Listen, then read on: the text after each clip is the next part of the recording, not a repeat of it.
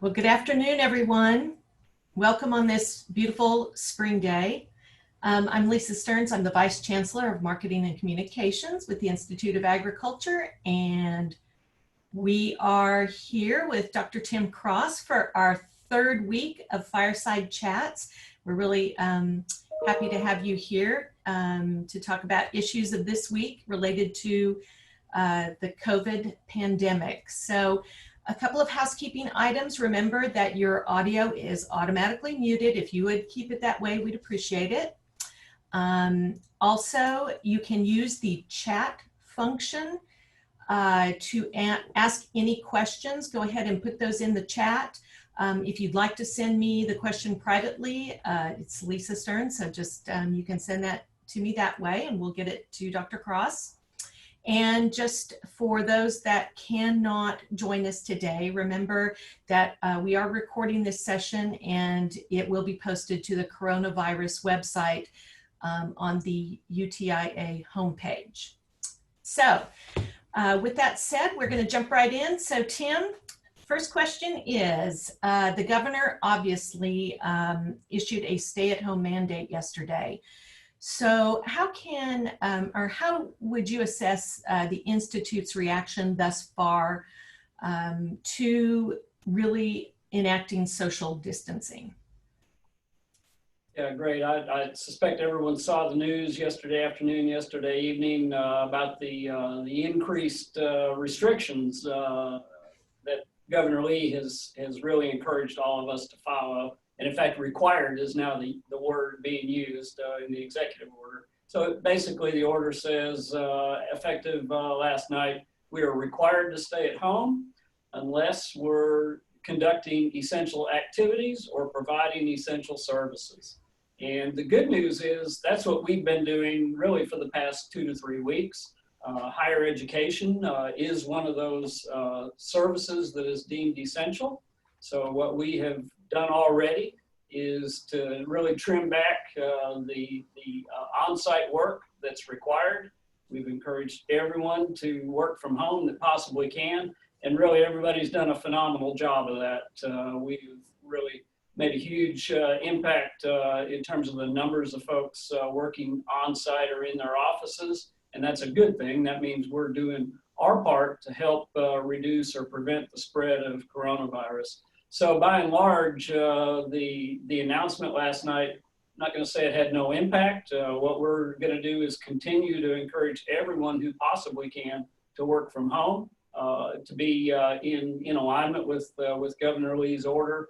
But other than that, we won't see any major or drastic changes beyond what we've already done. Because again, I think the good news is we'd already taken the steps that really were going to be required in order to comply with an order like this. And thus far, you said we've only had one confirmed case? Yeah, so that's the really good news. You know, sometimes when you're sitting at home alone and wondering, am I really doing anything to help this situation? You are, and we all are, because to date, we have still only had one positive case throughout the Institute of Agriculture, at least that's been reported. And that's certainly good news. We certainly hope that that's exactly the way that number stays. And by doing our part to have proper social distancing and to stay apart, I'm confident that we'll continue to be successful in that regard. So really, really good news that we have not seen a lot of outbreak throughout the Institute. So we also saw the announcement that summer classes would be going online. How long, in your estimation, do you think online instruction will continue?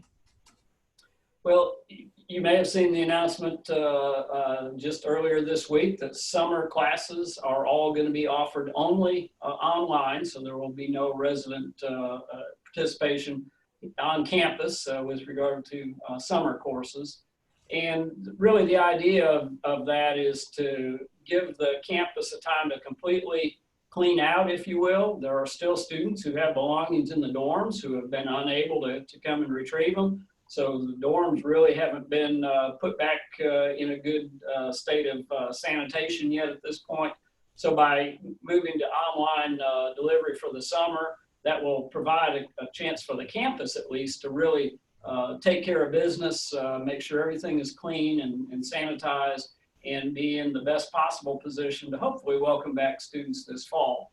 Now, the next question then is, okay, well, what about other events that may be going on? I expect very soon to hear an announcement that public events sponsored by the university will likely be postponed or canceled through the summer term as well, to coincide with the online delivery of courses. So at this point, I would anticipate that's a strong possibility. Now again, that's campus, and we can determine what makes the most sense for our off-campus facilities. But if the dorms are closed here on campus, that certainly has a major direct impact on some of our campus-oriented programs or activities that would have normally occurred this summer. I know Dr. Loveday and Dr. Burns are looking at some of those with regard to youth development activities, and we'll need to be considering, you know, what to do with regard to all of those kinds of programs. And I believe at this point, what we hope to do is make some firm decisions, if you will, by no later than May 1st about public events that would be university sponsored for the summer.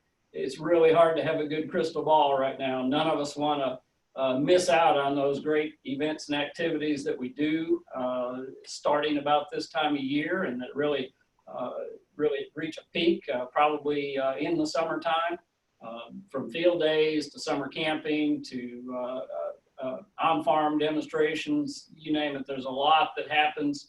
And then, of course, the on-campus activities that normally are conducted. We're going to have to take a good hard look at all of those. I'd remind everybody about our priorities, and our #1 priority was protecting health and safety of employees, students, and those that we serve. So I think we start from that perspective, and with what we know today, it's really hard to see anything getting substantially better in the next several weeks. But let's hope we're pleasantly surprised. Let's hope we really move out of this as quickly as we seem to move into it. And we can always reassess. So it is possible to you know, consider decisions as we go. It's also, though, pretty difficult to plan something with only 1 or 2 weeks notice. And so it's a challenge to make the decision at the right time, not too soon, not too late, in order to be effective in how we go forward. I've probably talked all around that question, but at this point, I think we're still obviously committed to having no public events through the end of April, and then we'll reconsider what we do going forward for both May, June, and July. So those are decisions that we haven't made yet, but we'll really be hard pressed to put those off much longer. Tim, I'm getting a number of emails that people are having trouble logging in. And so if you are with a workmate who or can communicate with somebody, the domain name does need to be Tennessee. I think it defaults to UTIA and it needs to say Tennessee. So if you can share that with your coworkers, that would be great. And yeah, let me just touch on that for just a second too. There's been some troubles throughout the nation actually with Zoom bombing. Maybe some of our IT folks who are on with us today could describe that a little more, but people who just jump into a Zoom session, who are not a part of it, who are not even affiliated with the organization, and then make very disruptive statements or actually take over the screen, dominate the chats and so forth.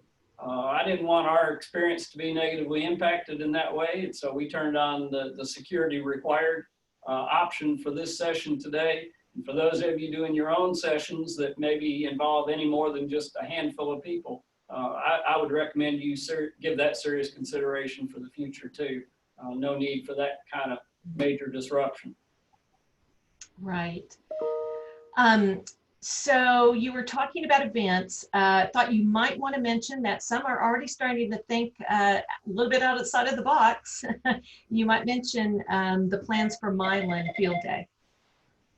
Yeah, obviously, one of the things we do, again, starting in the spring and all the way through the fall, is field days at our 10 research and education centers.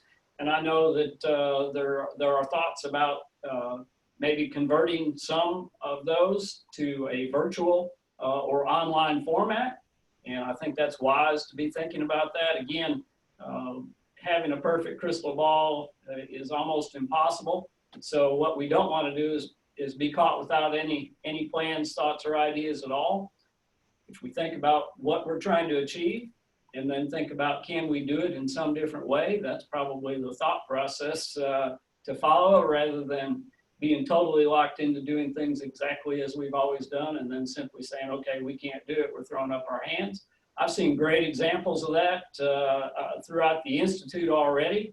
And granted, the experiences might not be the same in some different venue or delivery format, but can we achieve the educational objectives? Can we achieve the engagement objectives that we have in doing some of those events if we do them a different way? So I think that's really how these are being looked at, and we can gain some experiences that, again, position us better for the future to enable to do some things in a different way.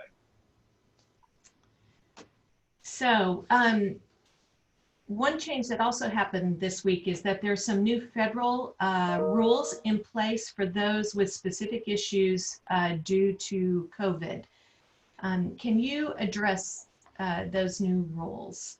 Yeah, that was a presidential order or federal rules that were published about a week ago, I believe. And there's a lot of complexity around that, but basically it established leave for employees who had a positive case of COVID-19, or who were providing care for such a person, or who were unable to work at home or work remotely from their work site. There's a whole lot more guidance associated, but those are generally the rules that were put forth for that federal leave.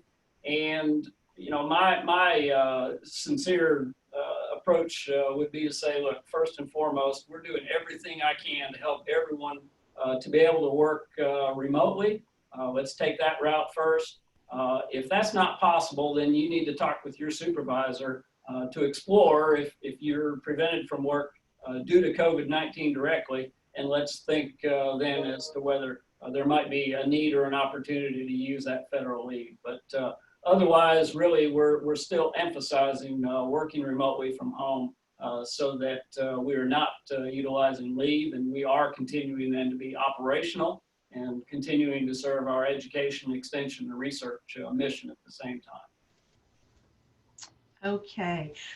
Did Doug Bonner want to say a few words on that, or is? Doug, yeah, I think it'd be really helpful. This is really an HR issue, and Doug Bonner, leading our Institute Human Resources functions, may want to make a few comments. Doug's having trouble apparently getting in. We've had quite a few people apparently are having issues trying to get into the session today. So obviously our recording will be available to everybody on our site. So we did get a question that does relate to some of the things you've talked about. We got this early on, and that was a faculty member was asking if they have field work that they can do by keeping a distance, is that still permitted? And if so, do they need some sort of documentation to show that if they were to be stopped or questioned by someone, would they need documentation? So there's really two major elements of that question. The first question is, should field work continue, I believe. And again, it's not a blanket yes or no answer. It's an answer that basically is it depends. And it depends on whether it can be done safely, whether it can be done under the approval of your supervisor. And if those two answers are yes, then I believe it can continue. But we're also, again, encouraging everyone to the extent possible not to be out and about. Think about again, the purpose of the governor's order. It's to keep people from roaming around the state and from spreading this virus. So to the extent possible, we want to manage or minimize the amount of contacts that we're having. But if it's essential research, and if we don't start it or initiate it or continue it right now, it's really detrimental to our research mission, then can we do it in such a way that we have social distancing and have good safety and protections. If it's going to happen at the research and education centers, we certainly need to involve the rec directors in making those decisions, and again, make sure it's consistent with what your supervisor suggests as well. The second part of that question was, well, do we need paper that illustrates that we're university employees and that we're doing essential work? This morning, we were on a call with Commissioner Hatcher, and towards the end of that call, he actually got a text from the governor, because I believe that question had been put forth to the governor's office. And the answer was there is not a need for documentation. And the governor at the state level has not mandated nor indicated a requirement for any kind of documentation. I would think anybody that has a university ID, that would certainly be evidence of university employment. And as we talked about a little earlier, higher education is deemed an essential service. So I think it is certainly possible to illustrate that you're an employee and you are carrying out essential functions. In local jurisdictions, there may be more stringent guidelines in place, but remember too that the executive order allows for essential activities, and those activities include going to the grocery store and purchasing fuel for your automobile and things like that. So I really would be surprised if there's a lot of massive roadblocks or traffic stops, stopping each and every person, but it's certainly possible. And if anyone is asked for such documentation, again, I'd suggest they contact their supervisor, float that information up so that we can respond. We can certainly provide a letter that provides evidence of employment. And if we need to, we can perhaps go a little further than that. But at this time, we've been told that's really not necessary. So someone has asked for clarification. The university is considered essential, is that correct? Higher education is considered essential. And it really says, if you read the act, and it's not Executive Order 23, I think you have to go back to Executive Order 17. It defines higher ed essential services as being those that serve students, that provide critical ongoing research, and that contribute to facilities and community services. So it's not a blanket statement that everything continues as usual. It's essential from the standpoint of doing those functions. So that's why, again, we've encouraged everyone possible to work from home. And then those that really are doing things that cannot possibly be done from home, we are defining those as essential services for higher education that do need to continue.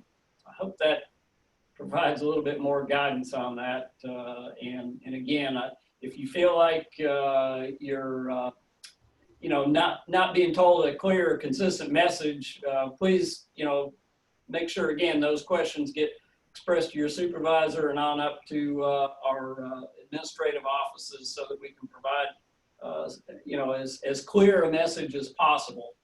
So we have not closed down offices. We have not closed down campus. We have asked everyone possible to work from home, and we are still providing as much of that education, research, and service as we possibly can from home. But if it's critical tasks that have to be done in person, those can still continue. So someone is asking, or several people actually are asking about clarification on travel. And the question is an exception needed for essential travel? Some felt that they were told on the front end that you needed to receive some sort of an exception in order to be allowed to do domestic travel.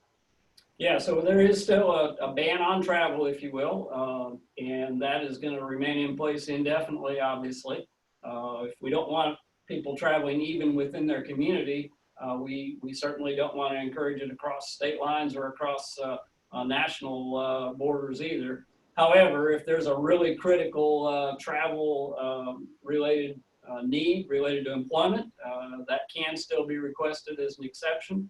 I would say it can go to the email address that's shown there in the chat, or it, again, could be sent to your supervisor, who in turn can can forward that to the appropriate dean's office for review and consideration. I'll also say that there have been very few exceptions granted in the last several weeks. So again, thinking back to our priorities, what are our priorities? Protecting health and safety. We're trying to do everything we can to ensure that. And Tim, I believe Doug was able to get on the Zoom call by phone. So Doug, did you want to say a few words about the new federal rules?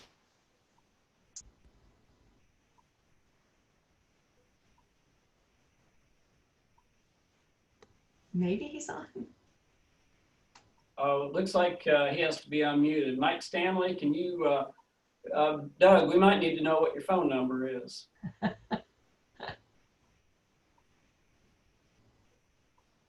It's not Friday the 13th, is it? Yeah, if I knew what his phone number was, I could unmute him. Let me see.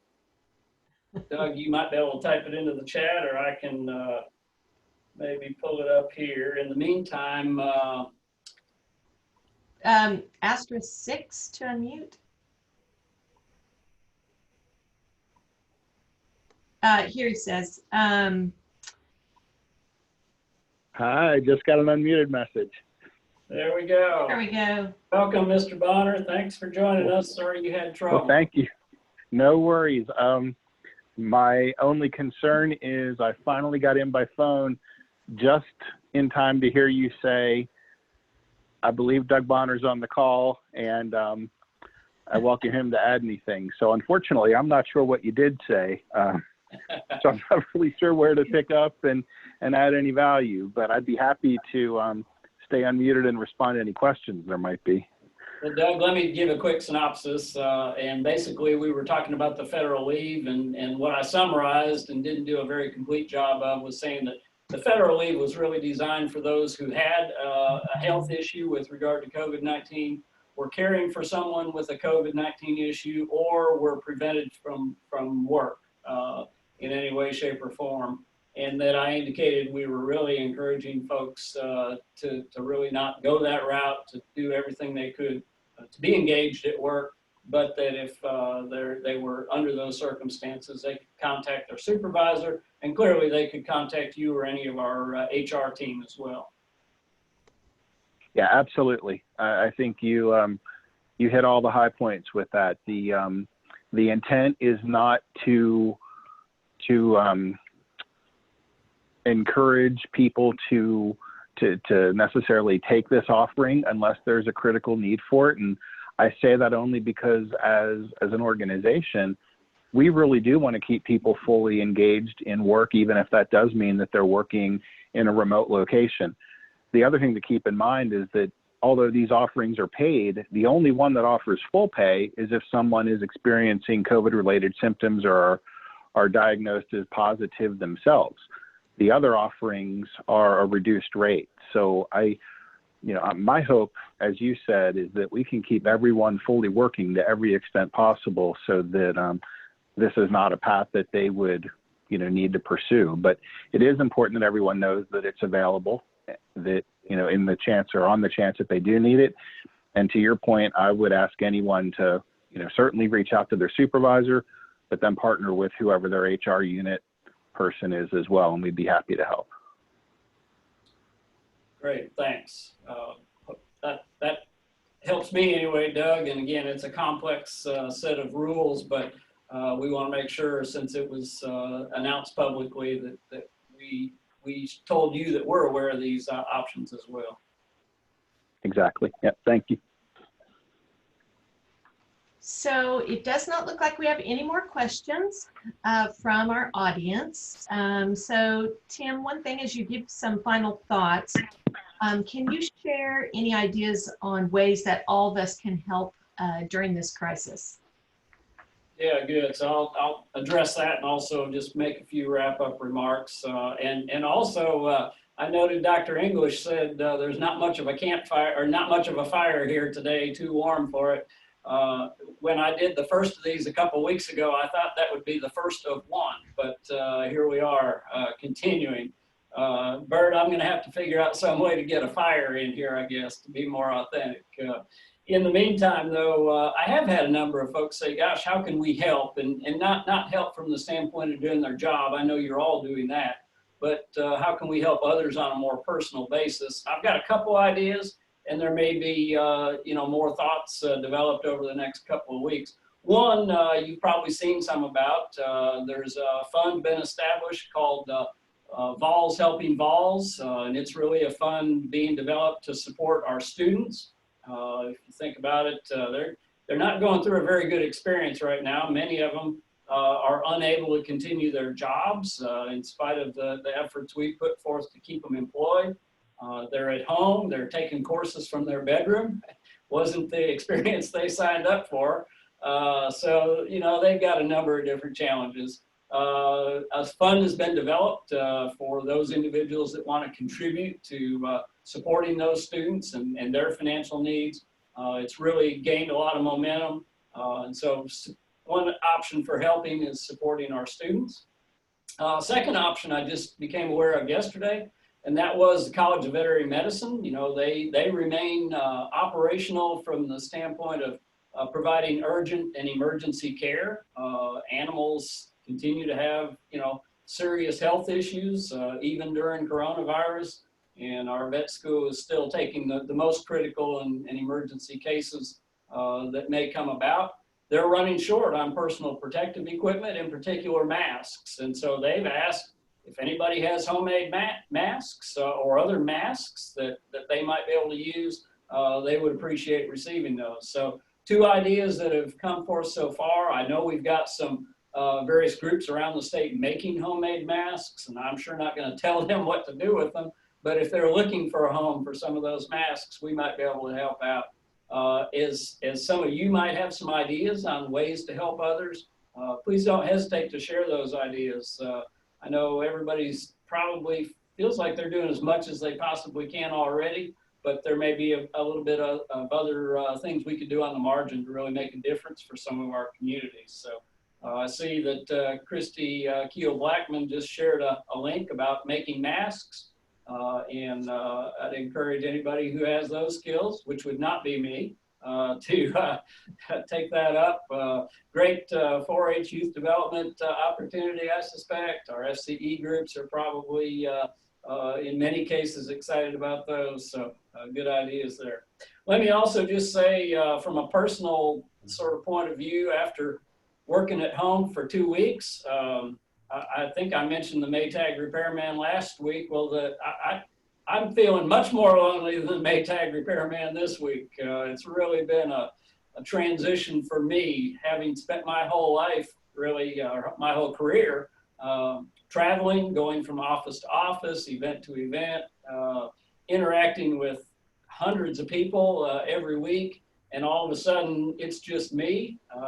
It really feels a little odd, and the longer this goes on, the more odd it feels. I thought I might get adjusted. I don't know if any of you are feeling that way or not, but the other thing that I've started to experience is when your office is your home, you can't ever leave work because it's always there, right?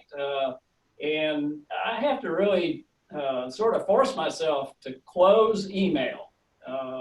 And that to me is sort of like clocking out. But darned if I don't find myself walking by the computer and jump back on just to see what's happened in the last 30 minutes. And, that takes a toll too. If you can never get away from work, it's really challenging. So my challenge to you, which is also a challenge to me, is to find some ways to get away. Appreciate all that you're doing and want that to continue. But it doesn't have to continue 24 hours a day. We have to take care of ourselves. This is going to be a long-term situation, not an overnight deal. We can't, gut our way through this. We've got to be really practical about this, pace ourselves, take care of our families, take care of ourselves, and be around for the long term in order to serve those that we're serving. So I hope each of you will take advantage of what looks to be a nice, warm, sunny day later this evening and throughout the weekend. Have some opportunities to enjoy yourselves, get some fresh air outdoors, 6 feet away from everybody, and enjoy your weekend, enjoy your family, and we'll hope to not have too many more of these fireside chats, but as long as this goes on, it really helps me to connect with you, and I hope you feel the same. I want to thank you again for all that you're doing and tell you that our leadership team continues to work hard thinking about what's best, about what's good for those we serve, as well as for our workforce. They're doing a great job, and it's thanks to the work that you're doing that they're able to focus on those things. So wish everybody the best. Have a great weekend, and take care. Thanks, Tim.